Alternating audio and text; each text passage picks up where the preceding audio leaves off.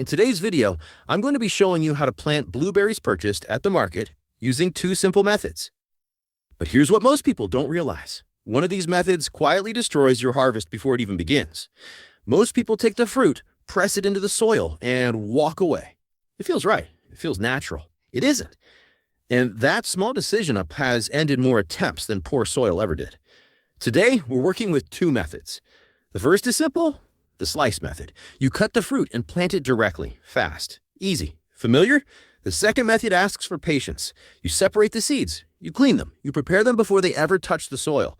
Both methods look similar at the start, but only one leads to strong, living seedlings.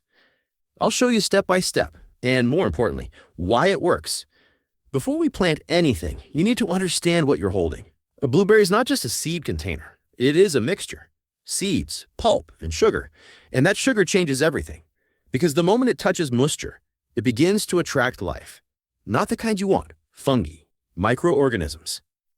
Tiny competitors that move faster than your seeds ever will. So when you plant a whole slice of fruit, you're not planting seeds alone. You're planting a system. And in that system, the seeds are not in control. They are outnumbered. This is where most people get it wrong.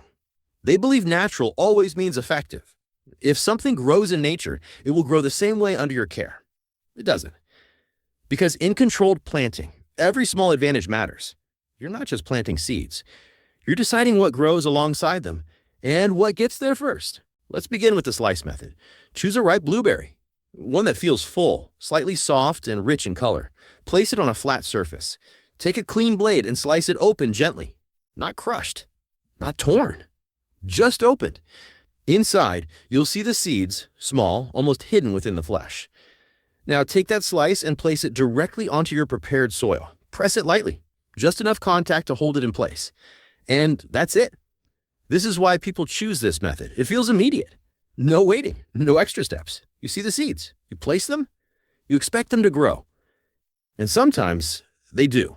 But understand what you've just done. You didn't just plant seeds. You planted pulp. You planted sugar. You planted everything that surrounds them. And all of it goes into the soil together. At this stage, nothing looks wrong. Everything appears calm. But what you've added does not stay still. Now we move to the second method. This one begins the same way with selection. Choose the largest blueberries you can find. Heavier fruit carries more seeds, and more seeds give you better chances. Place them into a bowl of clean water. Now, instead of slicing, you press them gently, not forcefully, just enough to break the skin. Press, release, press, release, like a slow pulse. As you do this, something important happens. The fruit separates. The seeds begin to fall. The pulp begins to rise. Leave it for a moment. Let gravity do its work. You'll notice a clear difference forming in the bowl. At the bottom, tiny seeds. Above, floating pulp and residue. Remove the floating layer carefully. Pour it out slowly, without disturbing what has settled below. Then, repeat the process. Add more water. Stir lightly. Let it settle again. Remove what rises. Again and again. Each time, what remains becomes cleaner. This step matters, because what you're doing is removing competition before it begins. You're not making the seeds stronger. You're giving them space to exist without pressure. When the water finally clears, what you have left are small, clean seeds resting at the bottom. No pulp, no sugar, no interference. Now you take those seeds and spread them gently onto your growing medium, not buried, just placed. Because at this stage, precision matters more than force. And this is the difference. One method carries everything forward. The other chooses what deserves to move on. Now that both methods are ready, we plant them the same way. Start with your soil. It must be loose, light, airy.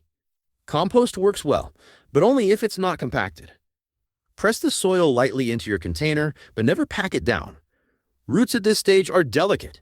They don't push through resistance. They follow the path given to them.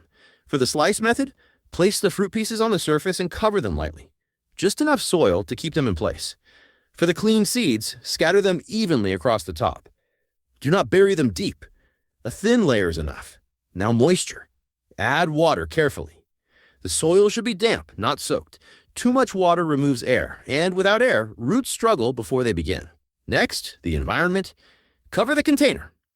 A lid, a clear wrap, anything that can hold moisture inside. What you're creating is a cycle. Water rises as vapor. It collects above. Then it returns to the soil as droplets, over and over again. This small system takes care of itself, and within it, your seeds begin their work. Quietly. Then comes the waiting. Days pass. At first, nothing changes. The surface looks the same, still, unmoved. And then something appears. A thin white layer, small patches, dark spots forming in places. This is where most people lose confidence. They think something has gone wrong. It hasn't. This is expected. These are the microorganisms responding to what's in the soil. But look closely. They do not appear everywhere. Only where the pulp exists. Only where the sugar remains. And now, the difference between the two methods begins to reveal itself. The slice method slows down. Growth is uneven. Some seeds try to emerge, but many don't. The surface becomes crowded with activity that isn't helping them. The clean seeds move differently. They rise together. Small green points appearing in clusters. More seedlings. Stronger starts. Faster progress. No resistance. Just growth. And when you place both side by side, the contrast is clear without explanation. What feels natural is not always helpful. In planting, control matters more than assumption. Remove what competes before it begins. Because in the end, you're not just planting seeds, you're deciding what survives.